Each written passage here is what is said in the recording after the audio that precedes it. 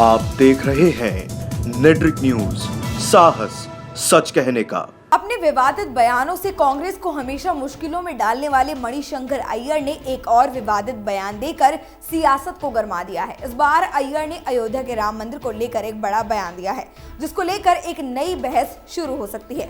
उन्होंने कहा है कि अगर आप चाहते हैं तो अयोध्या में राम मंदिर जरूर बनाइए, लेकिन अब ये कैसे कह सकते हैं कि मंदिर उसी जगह पर बनेगा, क्योंकि राजा दशरथ एक बहुत बड़े राजा थे। उनके महल में 10,000 से भी ज्यादा कमरे थे। तो क्या किसी को पता है कि राम का जन्म किस कमरे में हुआ था?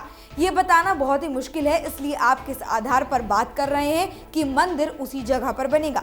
कांग्रेस के वरिष्ठ नेता मणिशंकर अय्यर ने ये बात social democratic party of India के दिल्ली में आयोजित एक कार्यक्रम एक शाम बाबरी मस्जिद के नाम में कहा। अय्यर ने इस कार्यक्रम में बाबरी मस्जिद गिराने की घटना को संविधान की हत्या भी बताया है। कांग्रेस के वरिष्ठ नेता ने अपनी ही पार्टी को एक बार फिर से सबके सामने कटघरे में खड़ा कर दिया है।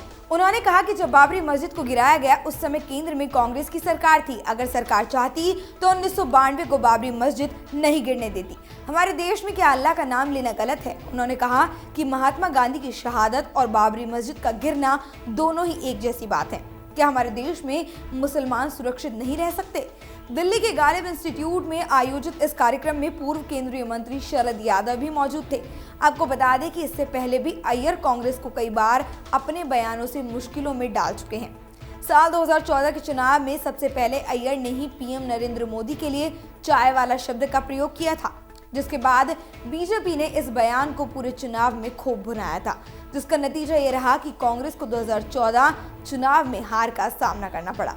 लेकिन अय्यर इसके बाद भी कहां शांत होने वाले थे। उन्होंने साल 2017 के गुजरात चुनाव के समय पीएम मोदी के लिए नीच शब्द का प्रयोग किया, जिसके बाद अय्यर को कांग्रेस की प्राथमिकता सदस्यता से निलंबित कर दिया गया और उस चुनाव में भी कांग्रेस बैकफुट पर आ गई थी। राम मंदिर बनाने को लेकर पिछले काफी समय से सारा संत समाज केंद्र सरकार पर लगातार दबाव बना रहा है।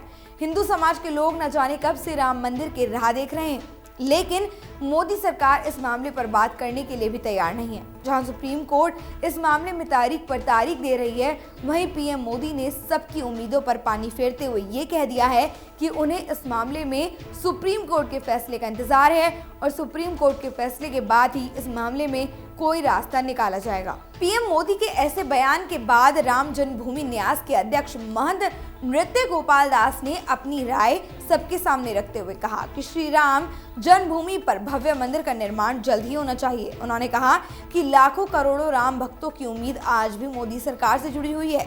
उन्होंने ये भी कहा कि सर्वोच्च न्यायालय में इस मामले पर बार बार आगे की तारीख पढ़ने से हिंदू समाज को काफी तकलीफ पहुंच रही है। राम मंदिर मामले की न्यायिक बेंच को हिंदू समाज की धार्मिक भावनाओं को भी समझना चाहिए। और गोपाल दास ने आगे कहा कि आखिर कब तक रामलला कपड़े के मंदिर में विराजमान रहेंगे और धूप, गर्मी, बरसात और ठंड का सामना करते रहेंगे।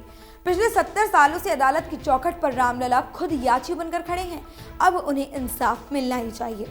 गोपाल दास ने कहा है कि वो काफी दिनों से अयोध्या से दूर हैं। अब वो वापस जाकर सारे संत समाज से इस मामले पर चर्चा करेंगे और इस महीने की 31 जनवरी को और 1 फरवरी को अयोध्या में होने वाली धर्म संसद में इस बात पर चर्चा जरूर करेंगे। लेकिन उससे पहले ये नहीं कहा जा सकता कि इस मामले पर संत समाज की क्या राय बन रही है। अब देखना ये होगा कि राम मंदिर मामले पर 10 जनवरी को होने वाली सुनवाई में फैसला किसके हक में आता है। फिलहाल के लिए इतना ही। देश और दुनिया की तमाम अहम खबरों को जानने के लिए देखते रहिए नेट्रिक न्यूज। हमारे साथ जुड़े रहने के लिए हमारे YouTube चैनल को सब्सक्राइब करें, साथ ही बेल आइकन को दबाएं। नेट्रिक न्यूज की खबरें सबसे पहले देखने के लिए।